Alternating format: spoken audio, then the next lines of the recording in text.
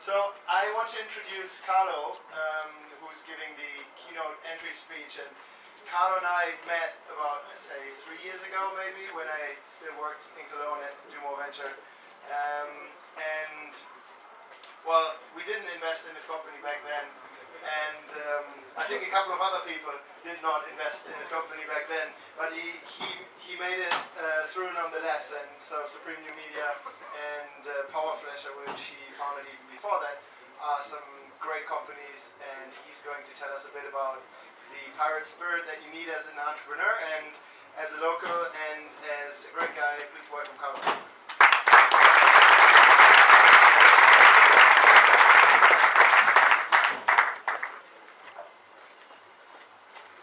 So stupid to have prepared a PowerPoint on the way here in the car. So if I knew what I expected here now, I could have skipped this. But yeah, Philip asked me to show the presentation, of course, additionally that we presented back in these times. And yeah, I have 3 slides about this one and I will show it later. Okay, yeah, thanks for having me here. I just knew, I think 2 days ago when we've been in Berlin together with a very cool crowd of Fact Forward. So we're sitting together with the CTO of Amazon, Werner, and yeah, we're exchanging our experiences over the last years. And Phil just told me, hey, do you remember back in these times what happened there? And yeah, we're in memories, and he said just stop by and show this story. So it's a big pleasure and honor to fight next to your pirates here now. Good.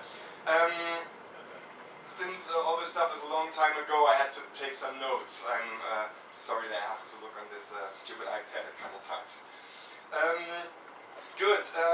Yes, shortly about me. I started as a hacker when I was 13. Then I became a serial and also parallel entrepreneur. I tried my first business was started with 16, and when I was 18, I tried to do world domination with German pretzels. But that doesn't turn out so well, but at least in very early years I earned more money than my parents. Unfortunately, now I'm not anymore. So my first serious company was founded in 1997. That's the multimedia agency called Powerflasher, based in Aachen and Hamburg and USA and Brazil. Now I'm 32, so I can officially say after 16 years of having too many ideas, constant self-pressure, and too less sleep, that it was hard but very interesting years, and I want to share a little bit of these experiences. Yeah, so back to the first company, that's Powerflasher. We are sitting there in this very nice, it's a little bit dark, you can't see too much. I will switch to lighter screens later. In this cool water tower. So a multimedia agency doesn't sound so entrepreneur, VC, and yeah, so cool. But we also developed a technology investor out of this company. So it's usually just slow people, slow growing business. Not so scalable, but very substantial, and the basis for all my activities now. So I think in the end it's really about this. So what possibilities do you have? How you can bind them together and make the best out of this. So there is a technique called effectuation. If you have a chance to read a book or a video or whatever, so check out effectuation, so you can iterate your possibilities at all the times again. And many of my success in the past happens because of those techniques. So yeah, today we are more than 50 passionate creatives, and basically I can describe it when someone said something is impossible, then our red telephone rings. So I know people business is not so interesting, not so scalable, not this thing that you all aim to be the next Facebook or the next big one. But in the end, as I said, it's about being agile and take these opportunities. So I shifted the company additionally to the contract work of doing web and desktop and mobile applications in HTML5, iOS and Flash and all this stuff, to invest our skills into people. And these people enable with development as startups need. So high-class development and interface design, basically. when we did this job, we hand over the development that we made to the startup, so we're giving them the full IPs and find the right people that can proceed this project then. Arr! Arr! Thank you for your support. I got this fucking train. So again, it's a big problem for many startups when they're just growing, that they have to hire like 10 people to ramp up their startup and get them used to the project and make them play well together. And when it's done and the site goes live, you have to fire 8 of them again and just need 2 left to proceed with this stuff. And that's kind of boring, so it takes you a lot of time and a lot of effort to do this, and we're trying to solve this. But this is just for the background. So what I really want to share is what happened 7 years ago. So we made exactly this and founded the first, with venture capital or with angel finance company. So 7 years ago I started in that way that I just described a new venture together with one of my clients at this time, and that became a friend already, called Philip Kraft, and we called the company Supreme New Media, as Philip just told. Supreme New Media was founded back in the times before Web 2.0. You remember all this time? So when it was really, really hard to get any money from someone. So kind of bad situation, so very hard to get money back these times. And additionally, it was a very innovative topic, so even harder to get money, especially in Germany from the big guys, right? And even worse, there was nothing comparable at the market, not at the business case or something else. So try to explain to a VC how you can get money for this stuff. A very hard topic.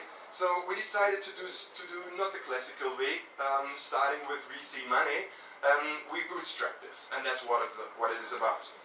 Philip came up with the idea to make a new application that makes eBay auctions. So back in these times, eBay had lots of traction. It was a very high topic. eBay auctions faster, easier, and what comes out as a result of our application was more appealing, nice, animated, and sub-menu structure, so even better than eBay was. But of course, at the end, we pushed them to eBay.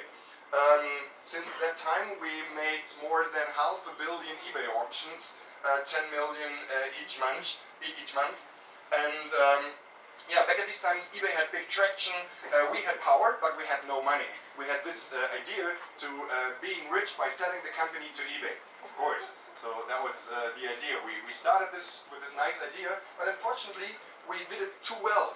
You know, why should eBay buy us when we're doing the job in the good way and eBay gets something out of it without paying us for it? Since we had a business model from the first moment on, there was no reason to fucking buy us. So we were not big enough to have enough part of their market to have something like to be the biggest pain in the ass strategy. So we can't develop that in the way that we wanted it. But at least we earned our first money. So how we started this? Since we don't have the money, we just had our possibilities. Like Philip is a great creative guy, can shape the product in a good way. So I had the developers and my background about how to ramp up the stuff. But without the money, we can't afford it. We can't afford a little bit of development. But you know, founding a company and hire the first people needs money. So I talked to Lars. Lars was a client at the time, Lars Hinrich. At this time it was OpenVC, now it was Sync. So he loves geeks, and he believed in our idea and our approach, and said, okay, I'm doing a small angel investment. So it was really, I think, a 2 pages contract, but at least he gave us the money in a short way. So, of course, we now had a first partner, since I don't have any connections in the VC scene, and I don't have any connections to angels or people like that. But since Lars had a good network, that was just a perfect first partner that we could choose to proceed the company in the next steps. So I can strongly recommend that you just should take believers and really people that wants to help you in your company as angels, since this is intelligent money. Even if it's not so much, choose the one that fits perfectly to you, that gives you asset that you don't have. And there are a bunch of people, and it's so easy these times to approach these people. Back in these times they were kind of hidden. That was a closed community. There was no way to get into it. and was really lucky to have Lars in this situation. So the seed phase needs just more than money. Okay, I'm coming to the part that Philip told me I should tell. We developed the company with friends. Friends and partners. And of course we don't have money, so we had to motivate them. So we said, okay, in case we raise money, we will pay you, or you will get shares. So when you're really honestly and very, very open-minded, you have really friends that believe in you and don't think that you want to cheat on them, then you can make this happen. We just could pay them very basic fee, very low money, and it was important to earn money from the first moment on. And I think most of you who started a first business hadn't the possibility to earn money from the first moment, but since we were in this e-commerce market, so it was just easy for us to do, since at eBay you have to pay money anyway.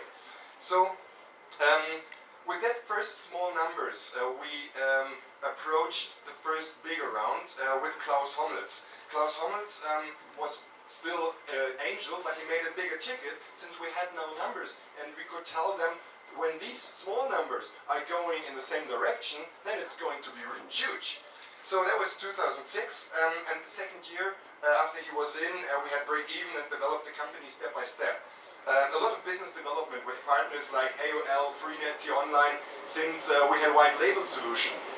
Problem is, if you're dealing with these big guys, it takes a while, it takes lots of effort, and honestly, we didn't get a single euro out of this. But in the end, we had a lot of experience how to deal with these big guys, and since our own ass was in the company, it was not VC money, we had to really, really hard negotiate all the contracts. So I had the feedback of the main lawyer of AOL that he never, ever had a hard fight in a contract than with me, because it was our own ass in it.